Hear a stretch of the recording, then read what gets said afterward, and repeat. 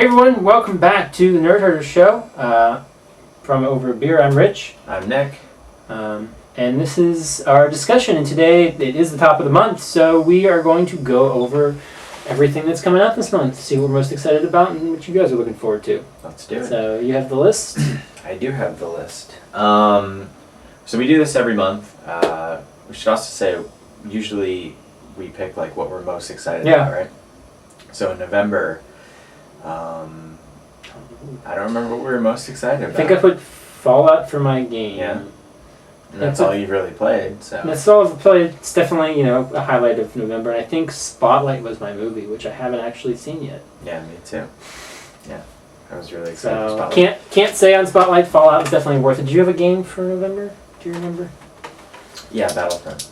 Yeah, is that I like it. type? Okay. I mean, it's a lot of fun. Cool. Alright, so, December.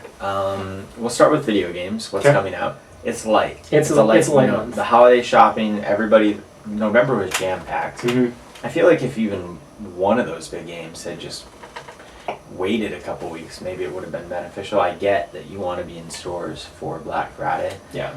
But at the same time, those games that came out in November, there were no deals on them. So... There was a couple small things, I think, but nothing big. Well, the idea is they want to, by mid-December, everyone's supposedly done their Christmas shopping. Right, You're not going to go out and buy a new game at that point. Yeah. So, although it is definitely a light. But I mean, there was like a lot. It was week to week. Everything was coming games. And that is not the case in December. Let's go through it. Okay. December 1st, we have Rainbow Six Siege, Tom Clancy's Rainbow Six, and Just Cause 3. Okay. Thoughts? Rainbow Six looks interesting, but I don't know if it is the only multiplayer, but from what I've seen, pretty much it's only multiplayer. Really?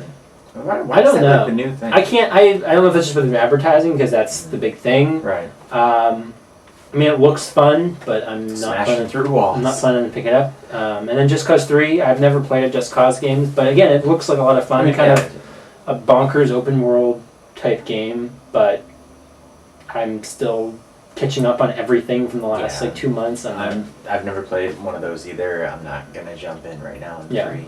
It's another open world. Yeah. Both of these should be out by the time you guys are seeing this. Yes, and you probably won't hear our thoughts on them for a long time, if ever. A long time, if ever. Yeah. All right. So December 4th, we have a big release from Nintendo. Yeah. Xenoblade Chronicles X. Yep. I'm pretty excited about this game. You're getting this? I am. I got the collector's or special edition or whatever from them. It's not often you see Nintendo put out the collector's edition, so when they do, I try to snatch that up. I'm looking forward to it. Everything I've seen so far on it is positive. It's been out in Japan for probably about 6 months or so now, at least. And everything I've heard so far coming out of there has been great. It looks fun. It's huge. Mm-hmm. I know one of the podcasts I've listened to talked about having like a level 100 character or a 100-hour story. Say they started up and they were still getting their ass kicked in it. So you're still plowing through Fallout. I am. When are you gonna are you gonna try and dive right into this? No, my hope is to. My goal for Fallout is platinum it, and I'm pretty close to getting everything non-story related. So if I can just wrap up those one or two things and then just plow through the story, I can get that done. So finish that, play something maybe a little more linear, just kind of a straightforward, quick in and out kind of game, and then jump into Xenoblade. I got Until Dawn coming, so I'll do a playthrough of that. Nice. And that's it. That's it for video games. That's it for games. It is light. There's like random There's a Kung Fu Panda game coming out if you guys are interested in that. Yeah. It should, I think, I think I saw the date was the 1st, so it should already be out. So get to those shelves and pick them up, or download it, however you get your games, not illegally, but download it from Xbox Live or PSN, but Skadoosh. Or Steam. Or Steam, yeah. So let's talk about movies, because there's definitely some big movies this month. There's obviously a very big movie this month, Sisters, but we'll get to that later. December 4th, first week, we have Krampus, and Spike Lee's new movie, Chirac, however you would say. All I care about is Krampus. That's all I want. Okay, so this is from Michael Dougherty, Mm-hmm. Trick or Treat. Yep. Has he made anything since Trick or Treat? Nope. First movie since Trick or Treat. It's got a really eclectic cast. Adam Scott and Toni Collette and what's his name? Adam Keckner. Yeah, among David Keckner. David Keckner. Yeah, among Alex. other people. Yeah. It's a Chris holiday horror movie. Yeah. About the whole Krampus legend, the kind of the Christmas devil, if you guys aren't aware of who Krampus is. Mildly disappointing that it is PG-13. Yeah. We'll see what kind of impact that has on it. That's definitely... If it feels restrained or not. Yeah, if I rewatch Trick or Treat every year, and I rewatched it again this year, and other than some gore, there's not a lot in it that's really... Like, it's even the gore, and it's not hardcore... But it is rated R. Gore. It is rated R. But it's one of those, like, if they toned down, like, just, like, one thing here or there in it, you could have probably gotten away with a PG-13 rating. So I'm curious to see how far it pushes the PG-13, if it does. But I'm definitely excited about Krampus. I've been waiting for this for quite a while, and another film from him. But it worries me a little bit, because we've only seen Trick or Treat. Right. It's the only film that he's come out that we've seen, so... As a director, so the concern is it going to be as good? Its track record's great, but with one film, look what happened to He's batting 1,000. He could easily be batting 500. Look what happened to Neil Blomkamp. And that's right. But I'm excited for it. We'll see. Yeah, I mean, it definitely is interesting. All right, so December 11th, to move on, we have Heart of the Sea, which is the new Ron Howard movie with Thor fighting Moby Dick. Spider-Man's in there. The new Spider-Man, Tom Holland. It actually has a really good cast. There's some other good people in there. And we also that day have in limited release, opening wide on Christmas, The Big Short, which is the Adam McKay movie with Christian Bale, Ryan Gosling, Steve Carell, and Brad Pitt. Early reviews on that are really strong. People talking about performances might get nominated from an Adam McKay movie. So what about those two movies? What do you think? I haven't really heard a whole lot about The Spot. The Big Short. The Big Short. I don't know where I got The Spot from. We'll see. And then what was Heart of the Sea. Heart of the Sea. I'm not super into that. I'm not anticipating that movie, but I do think it looks like it could be good. We'll see. Ron Howard, I think, gets a lot more acclaim than he deserves. Mm-hmm. But when he hits, to me, he really hits. Like, Frost Nixon was my favorite movie of 2007. Mm-hmm. I thought Rush was actually really good last year, or 2 years ago, with Chris Hemsworth. Yeah, I missed that one. Really underrated movie. And now he's working with Hemsworth again, even though Daniel Brühl kind of stole that movie. We'll see. It looks like... I'm a huge fan. One of my favorite movies of all time is Master and Commander, Far Side of the World. And it definitely has that type of feeling. Mm-hmm. That's a very realistic approach, of course, with the giant whale. Well, I'm not a big, the CGI has to be perfect. But, I mean, it looks... Yeah, it does not look good. Yeah. But all the stuff with the boats and stuff looks... Yeah, impressive. I mean, we'll see. I'm curious to kind of see how it does. We'll see. December 18th. We, of course, have Alvin and the Chipmunks 3, The Road Chip. Day one, midnight release. Yes. I'll be there. We have Sisters, starring Tina Fey and Amy Poehler. How can I choose? I gotta choose between that and Star Wars: The Force Awakens. Oh yeah. Yeah. I forgot about it. So that's a crowded day. And not really? Well, I mean, under any other circumstance, I would be really excited for a Tina Fey Amy Poehler movie. Even though I thought Baby Mama was garbage. Like hot garbage. The Road Chip, whatever, but Star Wars. Yeah. I mean, that's the movie of the month, right? Yeah. I mean, there's some other things to be kind of excited for here, absolutely. Mm-hmm. There's actually a lot to be excited for in December. We'll get to a few more movies. But it's Star Wars. It's Star Wars. If you've been watching the show, we've talked about Star Wars on pretty much every episode or every week, so... And, here we are, start of December. It is 2.5 weeks away. I got a notification on my Facebook, one of those like memory things, Mhm. and it was when the first teaser came out a year ago, and I was like, "Where's the year gone?" Like, crazy. So close. It is close. So the Force is there's an awakening, and we can feel it more and more. But there are other movies. The next week, the following week, there's a lot of movies actually on Christmas Day. We have Concussion. Okay. Spend the holidays with Will Smith, realizing that NFL players can go crazy getting hit in the head over and over again. Daddy's Home, which is the Will Ferrell, Mark Wahlberg comedy. We have Joy, the new movie from David O. Russell, starring Jennifer Lawrence and Bradley Cooper and De Niro. Obviously, his last 2 movies had those people too. The Point Break remake. The Revenant. Okay. And Hateful Eight. That's big. That's all one day? That's all in Christmas. That's the Christmas? Oh, wow.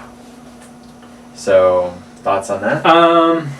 There's some good ones. There's some good. I gotta look at this list again. Joy, Hateful Eight, and The Revenant. Okay, well, I don't care. I'll see what happens with Joy. I'm not a big David O. Russell fan. I hate Silver Linings Playbook. I do not like that movie at all. What did he do last? American Hustle was pretty good. I enjoyed it. Wasn't. See, I'm opposite of you. Really? On those. Yeah, there is some performances in American Hustle that I liked, but overall I did not like the movie. Okay. And I actually really like Silver Linings Playbook. Stupid ending aside. Okay. But his other movies, Three Kings, The Fighter, among other things, I'm a fan. I just saw a trailer for the Daddy's Home, the Will Ferrell thing. And I'm not exactly excited for it, but I enjoyed the other guys. Right? That's the one I did. Exactly. So I'm curious. I would go see it. Like I'm curious to see it. Concussion. I haven't heard a lot of good things about it. No. But the first trailer I saw, I was actually like really interested in it, Right. and glad to see something like Will Smith do something potentially good again, and not be in what was that Winter's Tale. Winter's Tale. Tell the truth. Yeah, I mean. This struck me as almost like another like Pursuit of Happiness, like something he could really get some acclaim for. The early reviews on this are that he is very, very good, but the movie's not that great. Yeah.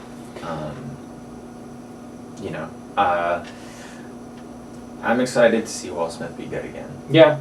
So. Revenant, I'm excited about. Birdman was my Oscar pick for last year, and Hateful Eight, I'm like a buddy of mine went to the premiere of The Revenant in New York, and he said it was amazing. Like, cool. Amazing. So, that's exciting. And then Hateful Eight, a new Tarantino. I'm ready. We'll let Dana know. Will it be better than Django? I hope so. Yeah, I hope it ends when it's supposed to. Yeah. Other than that, I mean, I'm just excited to go on that trip. I think there was a second trailer for that. I've only seen the first one, and I'm content. I don't need to see. I don't remember if I saw the other trailer or not. I think I've only seen the one. I'm excited. But all right, so there are some good movies. Movie of the month, though. Well, the movie of the month, Star Wars. Star Wars. But if I had to pick something. Yeah, I was gonna say let's pick something else because we've talked about Star Wars. Obviously, that's our movie of the month. So something else on here is your movie of the month? It's actually pretty hard. It really is. Top 3. My top 3 of the month, I would have to go with Revenant, Hateful Eight, and The Big Short. I'm actually really interested in Adam McKay making a leap to more serious fare. But if I had to choose one, I guess I'll go Hateful Eight, but it's so close to Revenant. Okay. Mine's Hateful Eight, Revenant, and then Krampus would be my... And choosing one... See, okay, here I'm torn. Revenant, I'm excited for, but picking 2, it's Krampus and Hateful Eight. You can still go back and add Point Break. Oh, I'm good. I forgot you mentioned Point Break. I remember I saw the trailer for that and not realizing it was Point Break, and I'm like, what the hell is this? This just looks terrible. And then it was like, Point Break. Yeah. Why? We're not Fast and Furious, but we want to be. It made me not want to go back and watch the other one. It looks real bad. I'm going to put Krampus. Okay, as your most. Here's my reasoning for Krampus. Mm-hmm. I know what Tarantino can do. I love his work, and I know what he can do, and I know what Hateful Eight can be. I'm more curious about Krampus because I haven't seen Michael Dougherty do anything else other than Trick or Treat, which is, to make a film a Halloween staple and a horror staple so quickly is no easy task. So I'm curious to see where he goes with this. Yeah, I totally understand why you feel that way. I'm looking forward to that movie too. But for me, like, Star Wars aside, yeah, Hateful Eight and Revenant literally have the chance to be all-time great movies. Sure. And that's why it's so hard. Like if it's Tarantino's best movie of all time, and it has, we don't know, it could be, then it will be an all-timer. Mm-hmm. And The Revenant, you hear about how they shot this movie, about what all they the went through to do it, and all the natural lighting, and then coming off of Birdman, and people talking about Leo's finally gonna win, and blah blah blah. I mean, still should have won. It could be an all. It could be. Yeah, should have. It could be an all time. I mean, it's so. Yeah, tough. no, that's fair. But yeah, I'm gonna go with Hateful Eight. Okay. But Star Wars. Star Wars is the real answer. Yeah. So obviously, we'll know real soon whether or not your other choice. Yeah. Krampus. Hopefully, soon. The next episode or two. We'll Yeah. have seen that. We'll have seen it, and we'll report back. There's obviously a lot of November releases that we still have not seen, and we'll be reporting on those too soon. So stay tuned for that. Yeah. You have anything else? That's it for December. All right, that's December's lineup. What are you most looking forward to, and what did we miss? Are you excited about some games we missed? Are you excited about Kung Fu Panda? I know Nick is. He doesn't want to admit it, but that's his top thing. Love Poe. But you can find us both on Twitter. I'm on Twitter at Rich Belson. I'm at Stonks. You can find the channel on Twitter at OABeer_official, and you can email us at overabeerofficial@gmail.com. You can also find us on Facebook at facebook.com/overabeer. If you like what we're doing, you like these videos, actually like the video, click the little like button. Share them with your friends and subscribe to the channel. Once we hit 100 subscribers, we can give you a YouTube link, but until then, we cannot customize our YouTube link. So, we'd appreciate it. I think it's going to wrap it up. We will see you next time.